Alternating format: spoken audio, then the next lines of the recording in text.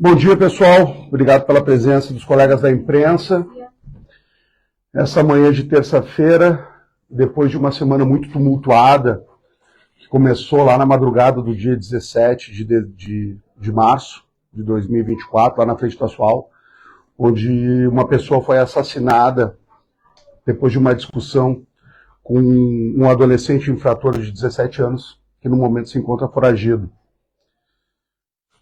Em contrapartida a este assassinato do dia 17, houve um outro assassinato no dia 19, também pela madrugada, vitimando um indivíduo de 19 anos de idade, que não era nem para ter sido morto, porque ele não era o alvo da retaliação em razão do homicídio do dia 17. Ele estava junto com o indivíduo que seria o alvo em potencial. Todos envolvidos com tráfico de drogas. Eu quero, depois de dar essa primeira abertura, eu gostaria de agradecer a paciência da imprensa e também da comunidade.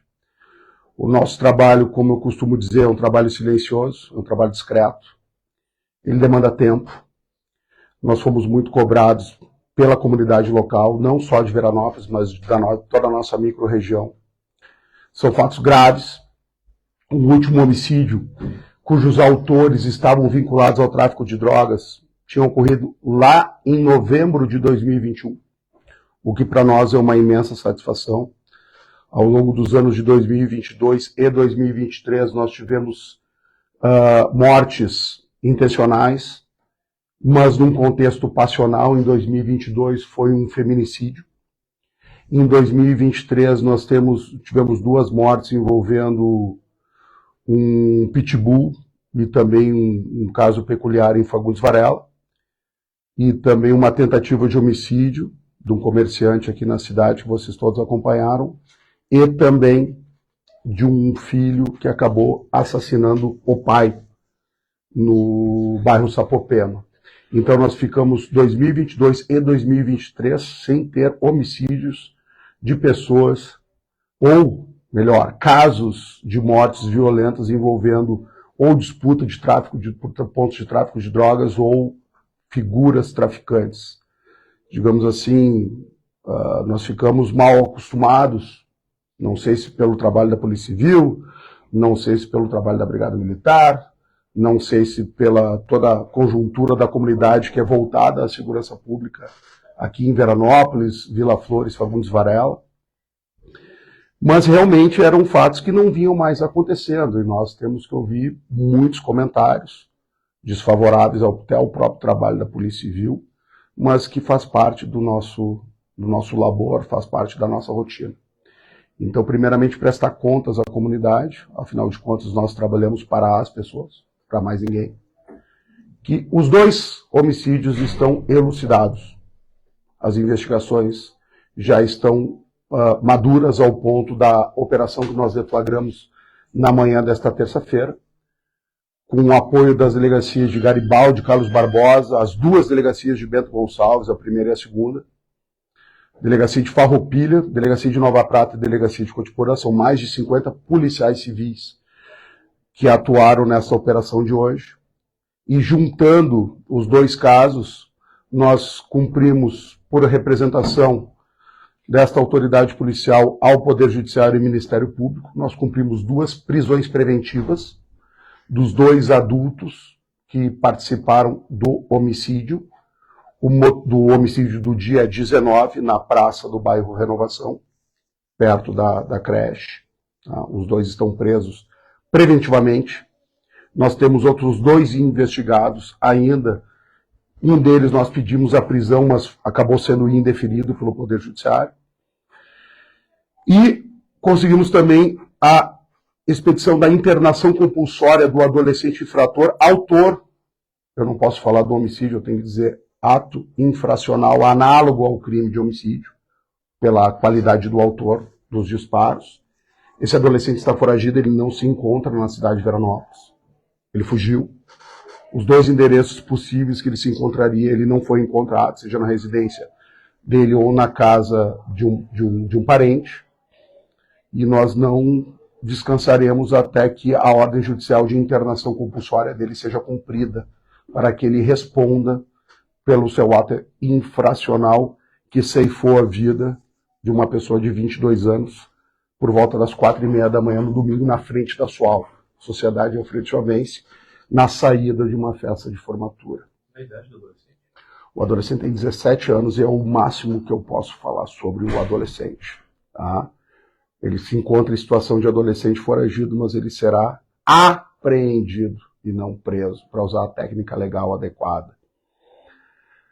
Consequência do cumprimento dos mandados de busca e apreensão, nós tivemos farto material vinculado aos homicídios, certo?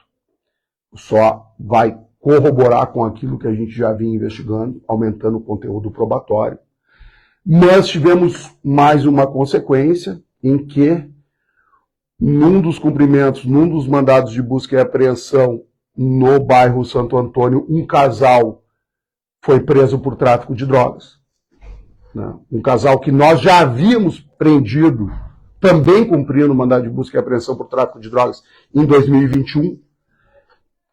O mesmo filho dos dois também estava na residência hoje. Tá? Na residência em que nós prendemos esse casal em 2021, nós prendemos o executor do homicídio do dia 19. Né? Eles estavam, são todos vinculados, são imóveis vinculados à facção criminosa.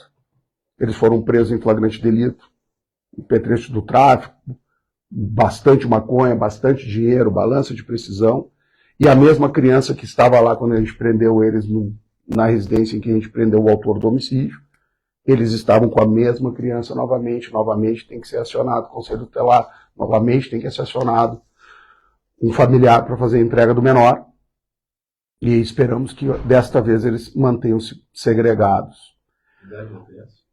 Na criança não se fala da criança, tá? Mas eles foram autuados por tráfico de drogas, associação ao tráfico e corrupção de menores, que é um crime lá do Estatuto da Criança e do Adolescente.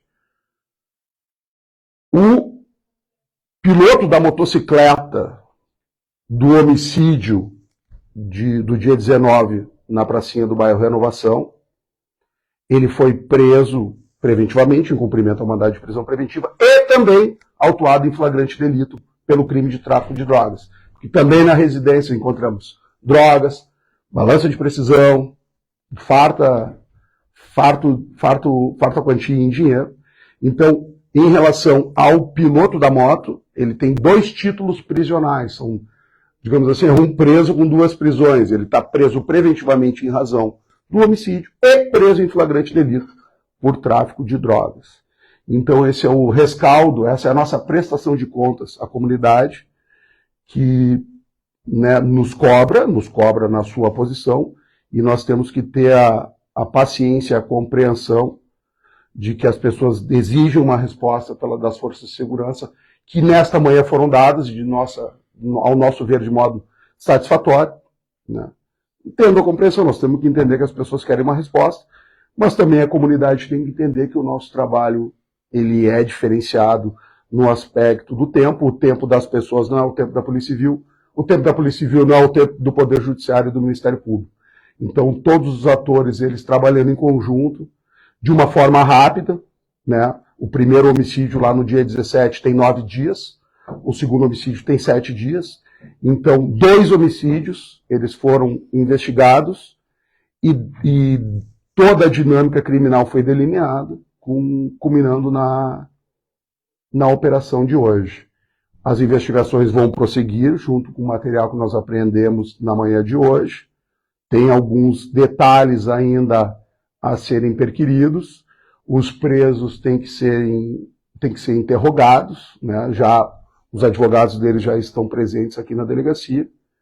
E com isso a gente pretende dar uma resposta rápida, mas não só rápida, eficiente a todos de Veranópolis. São cidadãos aqui de Veranópolis ou... Alguns são de Veranópolis, alguns são de fora. Inclusive, o executor dos tiros que matou o jovem de 19 anos na terça-feira, ele é oriundo de São Paulo, do estado de São Paulo. Onde o condutor da motocicleta foi preso?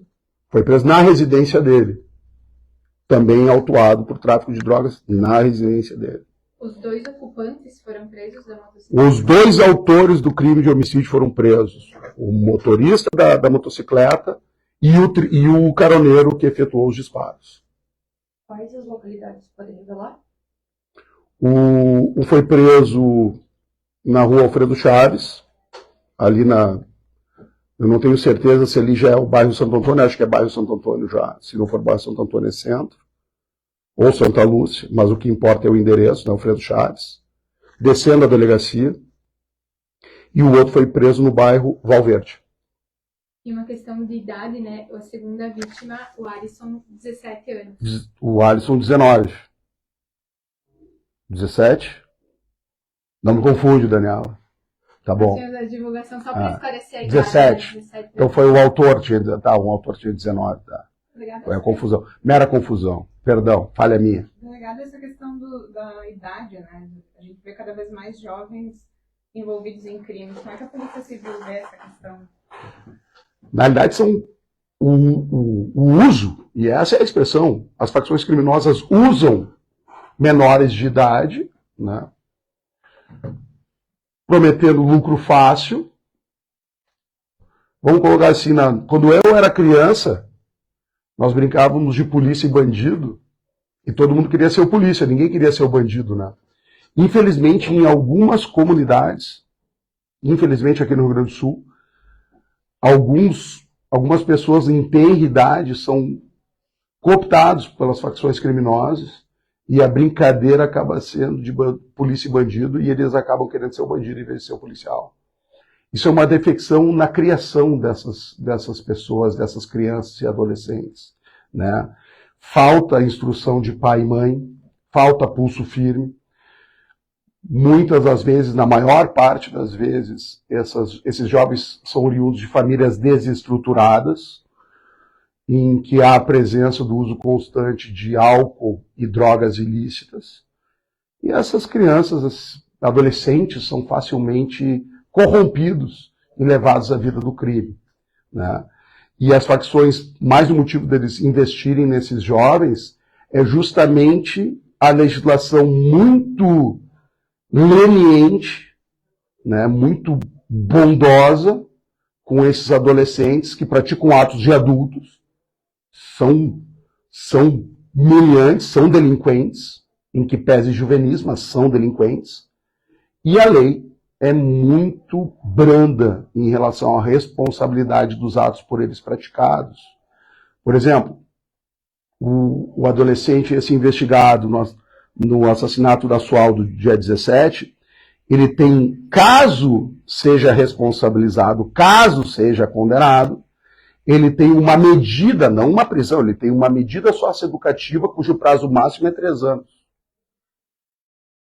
Com cumprimento, entre aspas, de pena, que é a medida socioeducativa, com quesitos muito mais leves do que um adulto. E os adultos que praticaram o crime duplamente qualificado de homicídio na madrugada do dia 19, eles têm uma pena que varia, uma pena privativa de liberdade, crime hediondo, que varia de 12 a 30 anos, de cadeia, em regime fechado. Então, o uso de adolescentes menores de idade, infelizmente, é uma prática corriqueira pelas facções. O adolescente em formação tem uma cabeça não ainda formada. Alguns já formados, como o adolescente de 17, que já tem passagens anteriores, inclusive por tráfico de drogas em Nova Prata, né? Esse que está foragido. E acabam se levando para o mundo do crime e, de regra, não saem mais. Não. A gente viu a proximidade dos dois crimes, né? O que podemos falar sobre a relação entre eles dois? Talvez algo que envolva a vingança? Sim, mas nós abrimos a nossa fala, Daniela, justamente dando a vingança, né? O nome da operação acabou sendo cunhado de Vendetta na manhã de hoje. Porque o homicídio do dia 19 foi uma retaliação ao homicídio do dia 17, cujos autor e vítima são vinculados a uma facção criminosa. Então, dentro da facção criminosa, se estabeleceu uma vingança. Então, ele morreu, o outro tem que morrer. Só que, infelizmente não posso usar essa palavra, aconteceu do alvo do homicídio, que seria a retaliação do primeiro, ter fugido, e uma outra pessoa que não tinha nada a ver com aquele contexto acabou sendo vitimada. E como é que acaba sendo o trabalho da polícia nesse sentido de saber que o alvo ainda, né, continua vivo? Então, existe a possibilidade de ter mais um crime? Existe a possibilidade de ter crime de homicídio dentro do contexto do tráfico de drogas, é perene, ele é perpétuo, né? Como nós havíamos falado, nós estávamos comemorando o fato de nós estarmos entrando no 3º ano sem ter um crime vinculado ao tráfico de drogas, né? As outras mortes ocorreram, mas não nesse contexto de execução, né, de demonstração de poder, de imposição de domínio pela força, né? Vamos seguir investigando. Se aconteceu o fato, os criminosos, as facções criminosas, uma com bem maior preponderância aqui na nossa microrregião, eles sabem que a Polícia Civil vai agir. E eles também sabem que a possibilidade de eles serem presos, de serem responsabilizados, é muito grande. Tal como aconteceu quando teve aquela onda de homicídios aqui no biênio 2020-2021. Então, o nosso trabalho, Polícia Civil, é reprimir os crimes, principalmente quando atentam contra o nosso bem maior, que é a vida. Incansavelmente nós vamos trabalhar, seguir trabalhando para tutelar a sociedade que espera e demanda com justiça o nosso trabalho. Se acontecer, nós estamos bem preparados para investigar e responsabilizar as pessoas envolvidas.